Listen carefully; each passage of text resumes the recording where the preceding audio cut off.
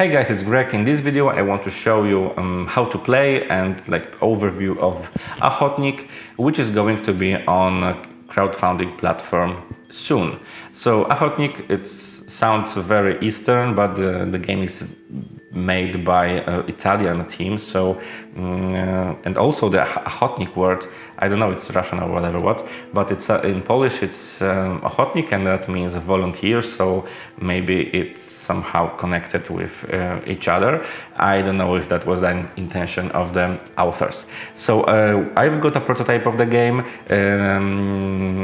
And this is the most crucial part of this information. This is a prototype, so remember that.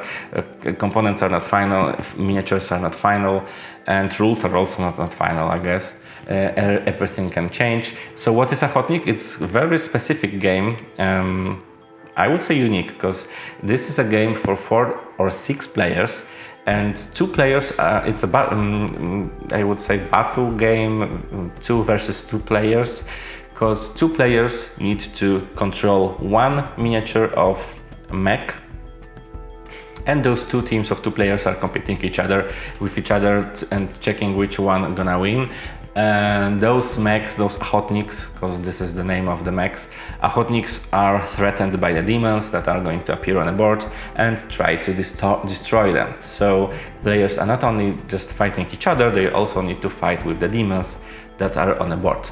And that's it. So if you are interested in Ahotnik and how this game works, just check out this video. As you can see, I have Ahotnik on our table. First of all, I would like to show you the minis, because those are gigantic. It's not common to have so big minis, and these are, as I said previously, prototypes, so remember that. Those colorful red, green and blue, those are Ahotniks, so those are those mechs that are controlled by players, and purple guys are monsters, are demons that are going to spawn and attack our mechs. So here you have blue one, and finally there is a green one,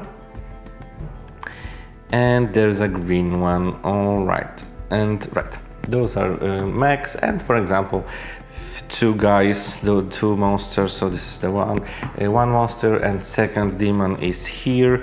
Each of them is completely different with different skills, so those minis are different on purpose.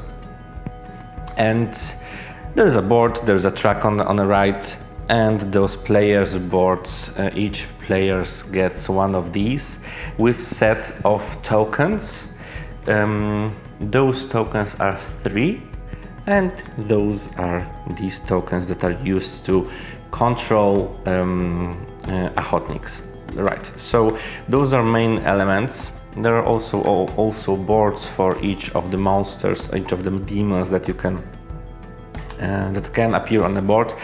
Here you have their HP, some shield, and icons used to display what kind of actions they can perform.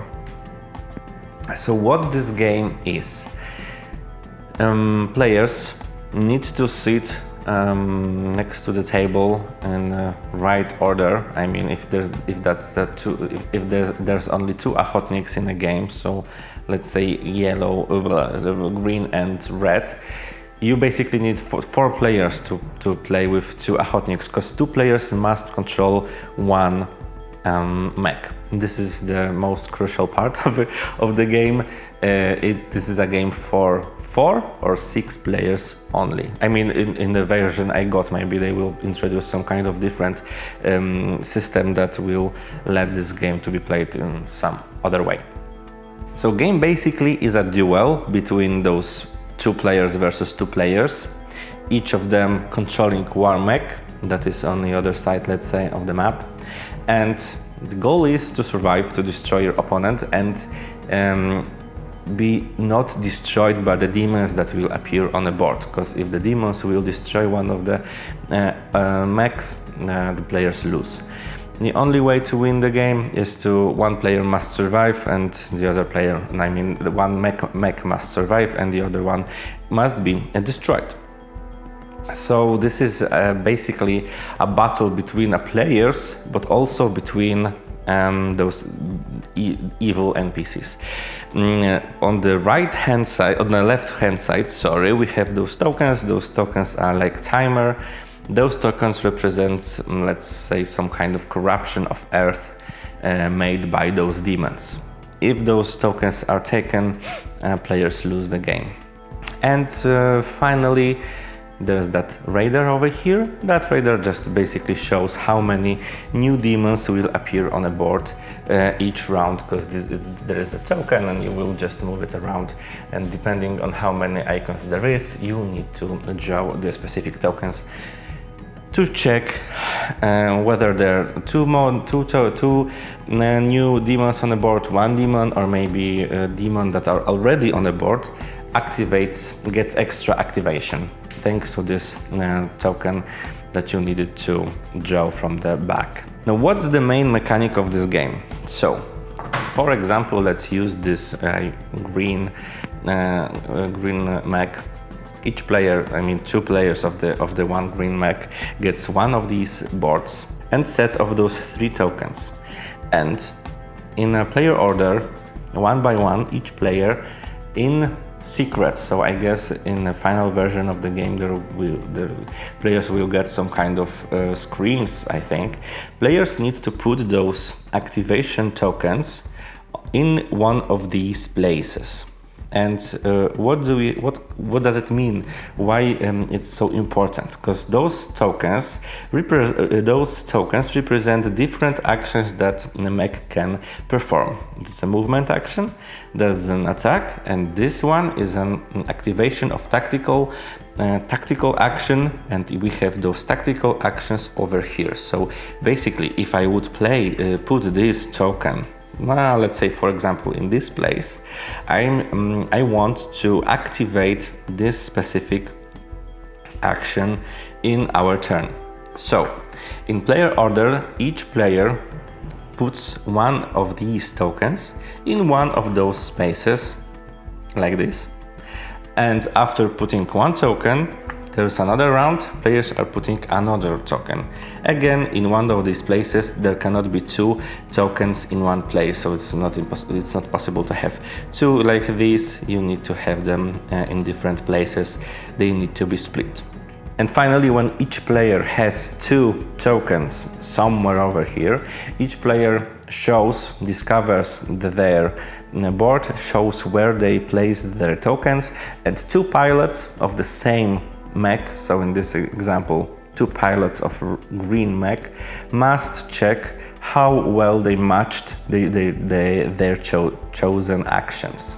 So if there is the same token in the same space, that means it's a full synchronization, let's say it like this, and this action is performed like in 100%, let's say. But if there is a situation when there is the same token, but it's placed in 2 different places, so for example, one player placed this token of attack in 6, and the second pilot placed this token in here in space 1, it's a partial synchronization, and that means that this action will be performed, but it will be partial activation.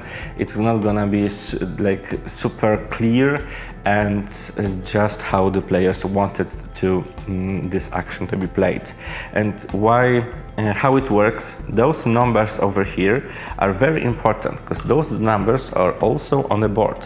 One mech, when it's standing on one hex, can face one of the sides of this hex. So basically, if players want to, for example, do an attack action, and they have those players has this partial activation, placing those tokens in here or in here, so this attack would happen on a side 1 or 6 of this one hex.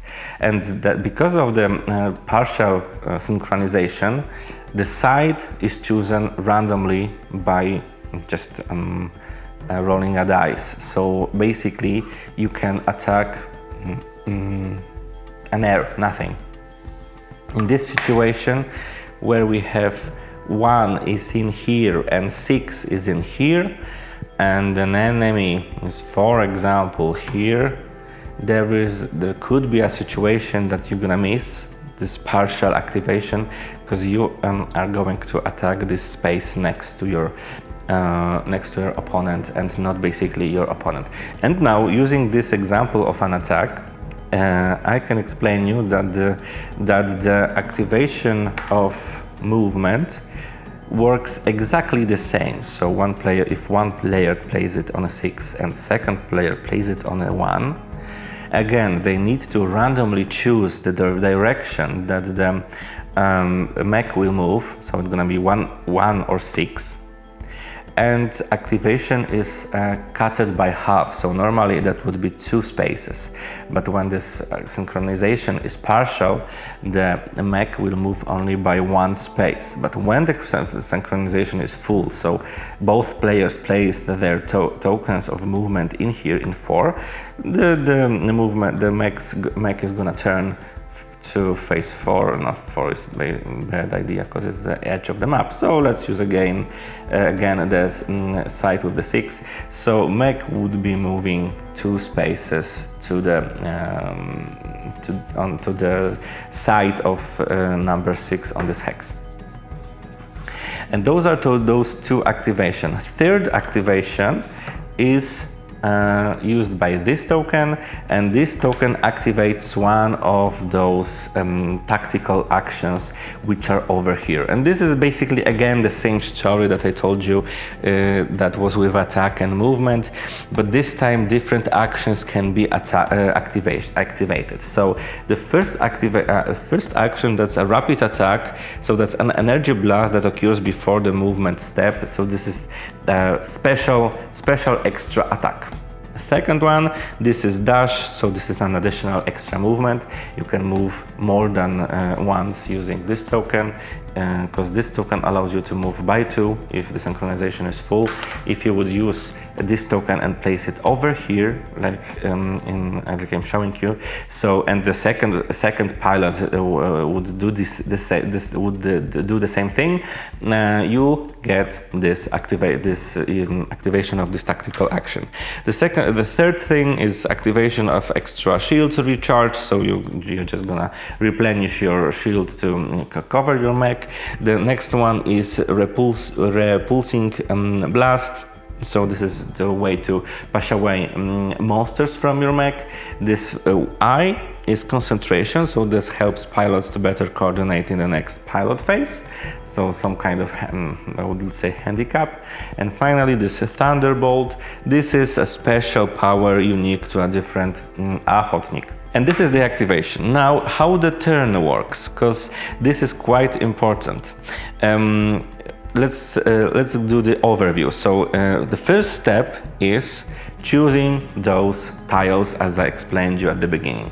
After choosing those tiles, there comes the Ahotnik phase. So this is the moment where you are going to perform your actions.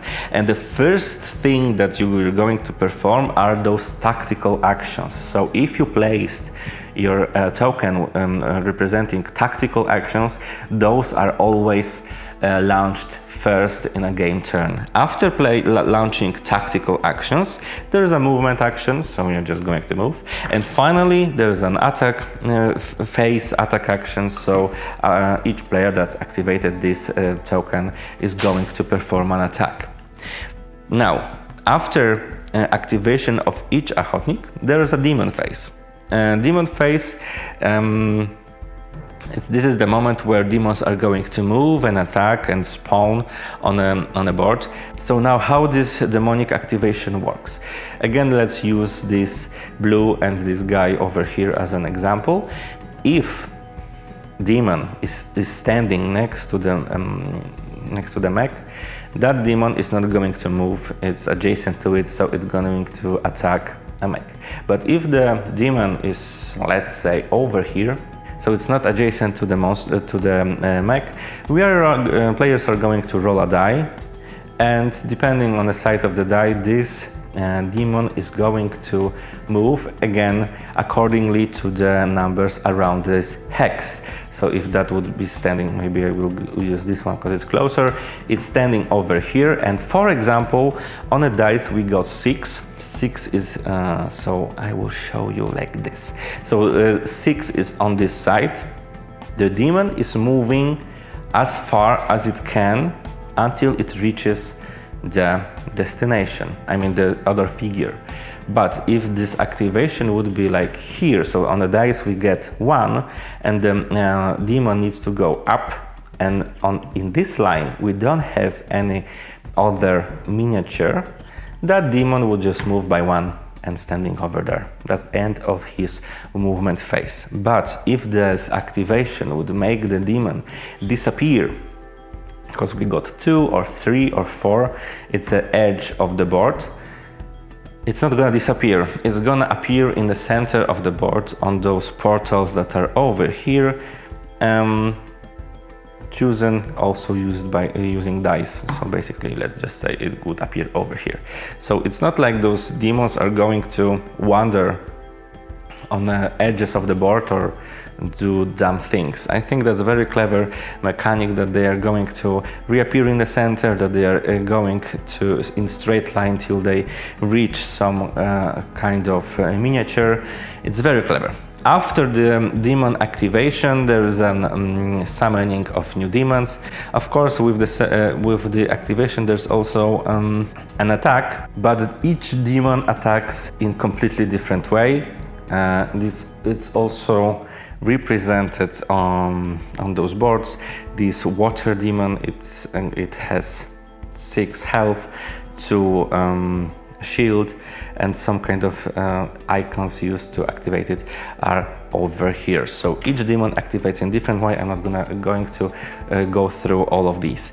And after the movement, after the attacks, we are going to summon a new demon. So we basically need to move this token on the radar by 1, and that means that we covered those 2 symbols. We need to draw from this bag tokens representing, well, 2. Representing different demons. So I've got green and orange, let's say. Of course, I have all of them on the map. But if the green demon is not on a board, I'm basically just putting this token on a summoning track, and this green demon appears on the board. If the green demon is already on a board, this green demon is basically, I think, Earth demon. If this demon is on a board, this token lands on hers. This token lands on demon's dashboard, and that means that demon is going to get extra activation. After each player activated their Ahotnik, and after activation of each demon and summoning new demons, there is a recovery phase. So this is just typical upkeep phase. So you need to collect all your tokens and etc. etc. So this is typical recovery phase, and that's it. Basically, you need to set exactly the same activation tokens that your co-pilot is using, but without communication. And this is the biggest twist in this game, that you cannot communicate with your co-pilot. The one thing that you can, two things that you can use to help yourself. One is this tactical that allows you to better communicate with your co-pilot. The second thing is this dial over here, this green Ahotnik, and got also health, shield, and these over here are icons representing different actions that mech can perform.